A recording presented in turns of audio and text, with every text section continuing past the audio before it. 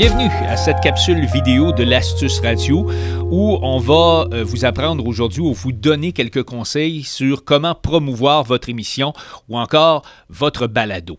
Notre premier conseil, c'est de créer des pages dans les médias sociaux. À peu près tout le monde utilise les médias sociaux, Facebook, Twitter, Instagram, YouTube même est un réseau social en soi. On commente les publications et tout ça. Créer des pages au nom de votre émission dans les médias sociaux les plus fréquentés, ça va vous permettre de partager, par exemple, des infos exclusives, recueillir l'opinion de vos fans, dialoguer avec eux. C'est une excellente façon de faire la promotion par le bouche à oreille ou en tout cas retenir vos auditeurs actuels qui, à leur tour, en repartageant vos publications, vont s'assurer, dans une certaine mesure, de faire votre propre promotion à votre place. Deuxième conseil, c'est de créer un site web ou encore un microsite. En créant votre propre site web ou même un microsite qui est rattaché à celui de la radio, vous allez pouvoir notamment archiver les infos dont vous avez parlé dans votre émission, pour que les auditeurs puissent s'y référer. Des hyperliens, hein? C'est difficile des fois de donner des hyperliens en ondes, on les réfère à notre site web, des photos de produits dont vous avez parlé dans l'émission. Et une fois que le site va avoir été répertorié dans les moteurs de recherche, vous allez pouvoir profiter de cette façon-là du trafic naturel. Il y a des nouvelles visites qui vont arriver et tout naturellement, vous allez éventuellement construire votre base de fans et un nouvel auditoire. Les plans d'hébergement web sont très accessibles de nos jours. Les noms de domaine se vendent à peine une quinzaine ou une vingtaine de dollars par année, donc vous seriez fou de vous priver de cette opportunité d'être vu et entendu sur Internet. Troisièmement, proposer une infolettre. Utilisez des outils comme ceux dont on montre les noms à l'écran actuellement. MailChimp est parmi les plus connus, très certainement.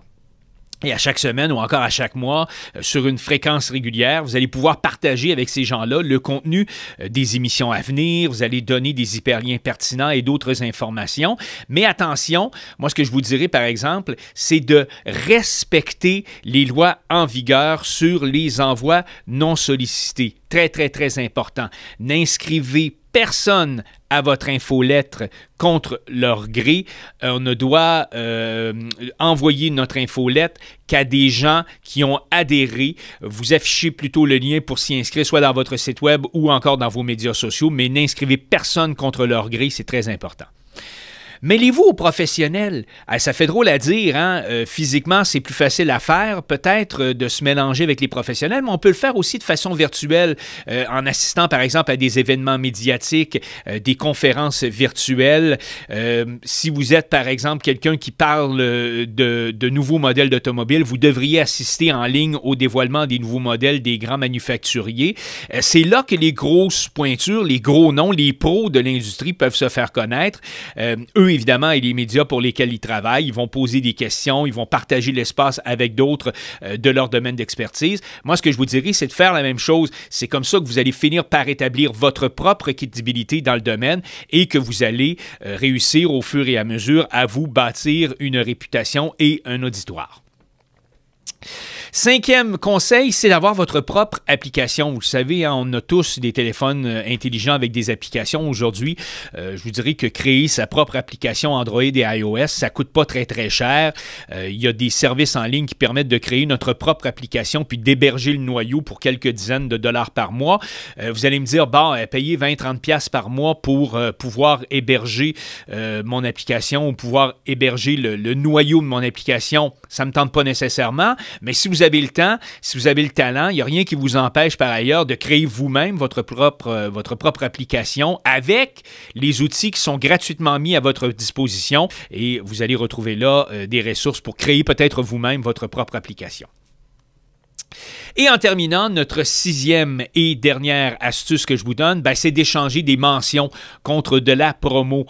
Si je prends l'exemple, par exemple, de l'automobile dont je parlais tout à l'heure, là, vous faites une émission consacrée à l'auto, il n'y a rien qui vous empêcherait, par exemple, de demander à votre garagiste de quartier où vous faites toujours réparer votre auto, s'il accepterait que vous mettiez quelques dépliants et peut-être une affiche dans sa salle d'attente en échange d'une ou de deux mentions pour sa collaboration dans votre émission. Vous pourriez faire la même chose avec des restos et des supermarchés locaux si vous faites une émission sur la gastronomie. Une petite affiche dans l'entrée du commerce, puis en échange, vous faites la mention parmi les collaborateurs à la toute fin de votre émission.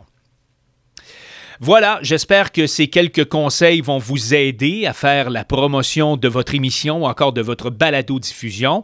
Et en terminant, je vous le rappelle, inscrivez-vous à notre chaîne YouTube et visitez aussi notre site web radio-rfa.com.